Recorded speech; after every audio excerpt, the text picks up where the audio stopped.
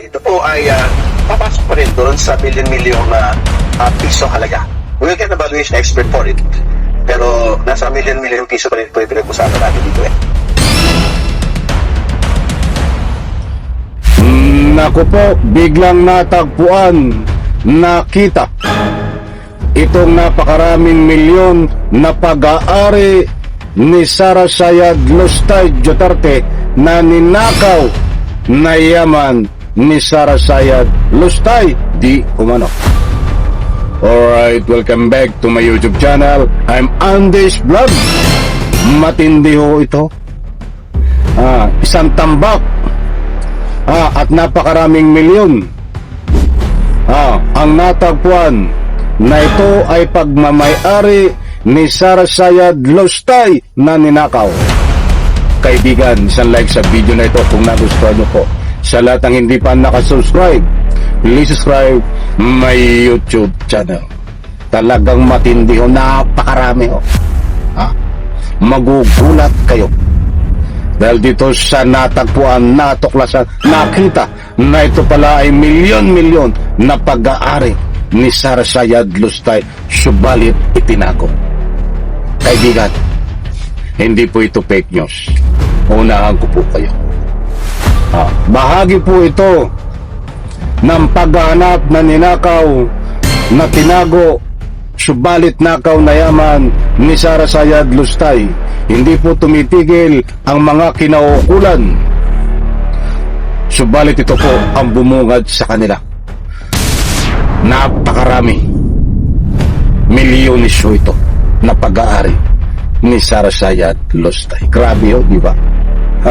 Ba't pumapalago si Sara Sayad? Ang sabi nga niya ay binabaliktad ang pangyayari. Ang gobyerno daw ang magnanakaw. Ay sa bagay, wag na po tayo magtaka. Dahil ito po ay may sayad. Ang trabaho po nitong si Sara Sayad Lustay ay magpakalat at gumawa ng fake news para siraan ang gobyerno. Yung kanyang gawain ho ay binabaliktad at ina-apply sa iba. Dati ho, kahit noong una pa man, noong panahon ni Digong Duterte, ito po ay marami pang nabubudol noon. Ay ngayon ho, ay hindi na makabudol. Diyos mio, Santissima Malveren. Ay pansinin nyo yung mga statement niya na pinalabas kahapon. Talagang binabaliktad ang pangyayari. Hoy! Tumingin ka nga, tumarap sa salamin, Sara Sayad Lustay. Kung sino ang magnanakaw sa inyo, at kung sino ang nagtatrabaho sa inyo, at kung sino ang may sayad sa inyo, between sa minahal ng taong bayan na Pangulo ng Republika ng Pilipinas na si President Kagalang-galang Bongbong Marcos. May kagalang-galang yun, di ba? But ito ang Vice President na walang galang naman na si Sara Sayad Lustay Duterte. Nako, medyo napaba tayo doon ito. Mga kaibigan, pakinggan po natin. Matindi ho. Talagang may iharap na bagong ebidensya House Prosecutor's impeachment trial ni Vice President Sara Duterte at kay Prosecutor Congressman Terry Redon tungkol daw ito sa mga private property ni Sara. May mga nadiskubre daw silang ilang pang ari-arian ng pise na hindi dineklara sa kanyang SALN. Sa Lunes, June 15 ang deadline para sa pagsusumite ng free trial brief ng prosecutors at kampo ni Sara sa Senate Impeachment Court. Sa June 18 naman ang kanang free trial conference pero sarado ito sa media at upo. Pag-aari po ito na nakalagay po sa mga listahan po ng mga opisina ng pamahalaan. These are personal properties. These are not real properties. No? But ito po ay papasok pa rin doon sa milyon-milyong piso halaga. We'll get evaluation expert for it. Pero nasa milyon-milyong piso pa rin po yung pinag-usapan natin dito eh. Mga kapatid, ayan mga kaibigan, milyon-milyon po ang usapan dito ho sa itinago na yaman ni Sara Sayad Lustay Duterte. Maliwanag ho, hindi po tayo nagpapakalat ng anumang fake news dito. Nandiyan po ang ating batayan, nandiyan po ang ating resibo.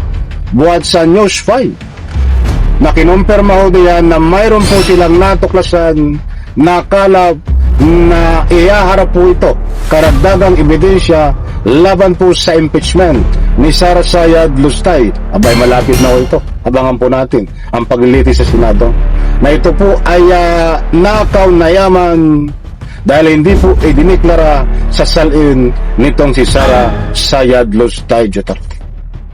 Sila po ang may sabi, milyon-milyon po ang kanilang natagpuan na nakaw na yaman nitong si Sara Sayad Lustay Duterte. Nakakahiya ka, Sara Sayad Lustay? Nako po, ulitin po natin doon, mga kaibigan. Nako, shoutout po sa lahat. June 18 naman nakanakda pre-trial conference pero sarado ito sa media at publiko. Ito. Mag-aari po ito na nakaligay po sa mga listahan po ng mga opisina ng pamahalaan. These are personal properties. These are not real properties. No?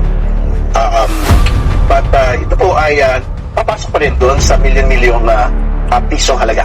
We'll get a valuation expert for it. Pero nasa milyon-milyong piso pa rin po yung pinag-usapan natin dito eh.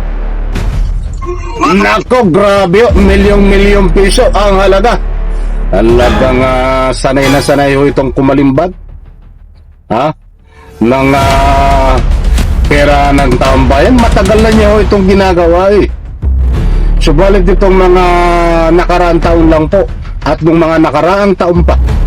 Ilang taon po ang nakakaraan na natuklasan po na talagang mahilig at sanay mangulimbad ng pera ng taong bayan. Itong si Sara Sayad Lustay Duterte. Napakaliwanag, mga mahal kong taga-subaybay, na itong ayon sa balita na ito.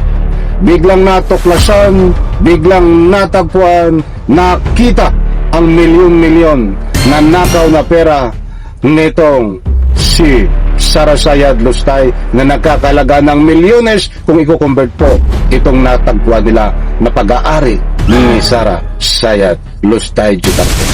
Matindi ho, mga mahal kong taga-subaybay.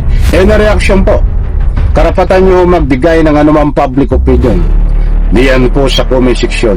Huwag nyo pong kalimutan kapag mayroon po kayong pagkakataon, magbigay po kayo ng anumang public opinion at ini-spread po natin yan.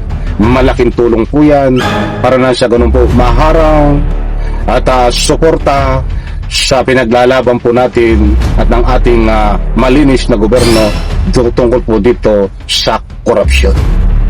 Kaibigan, isang like, isang share sa video na ito. Salamat po.